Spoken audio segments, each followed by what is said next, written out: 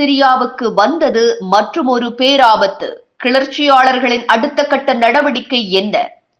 சிரியாவின் முன்னாள் அதிபர் பஷார் அல் அசாத் பதவியை ராஜினாமா செய்துவிட்டு குடும்பத்துடன் வெளியேறிய பிறகு சிரியா மீது இஸ்ரேல் தாக்குதலை தீவிரப்படுத்தி இருக்கும் நிலையில் அந்த நாட்டு 80% ராணுவ நிலைகளை அழித்திருப்பதாக தகவல்கள் வெளியாகியுள்ளது. மேற்காசிய நாடான சிரியாவில் அதிபர் பஷார் அல் அசாத்துக்கும் கிளர்ச்சியாளர்களுக்கும் கடந்த 13 ஆண்டுகளாக உள்நாட்டு போர் நடைபெற்று வந்த நிலையில் ஹயாத் தக்ரீக் அல் ஷாம் என்ற அரசுக்கு எதிரான ஆயுதம் ஏந்திய கிளர்ச்சி படைகள் கடந்த மாதம் 27ஆம் தேதி தீவிர தாக்குதலை தொடங்கினர்.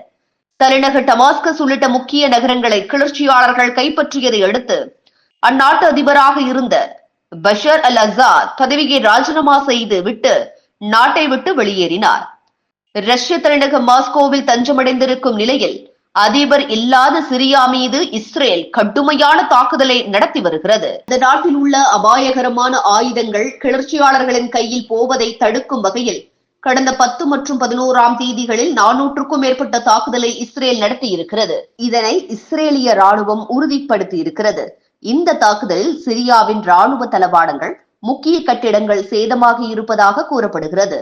கிளர்ச்சி படைகள் பஷர் அல் அசாத்திடம் இருந்து சிரியாவை காப்பாற்றி மக்களை மீட்டு வரும் நிலையில் தற்போது சிரியாவில் இஸ்ரேல் தாக்குதல் நடத்தும் சம்பவம் பேரதிர்ச்சியை ஏற்படுத்தியிருக்கிறது.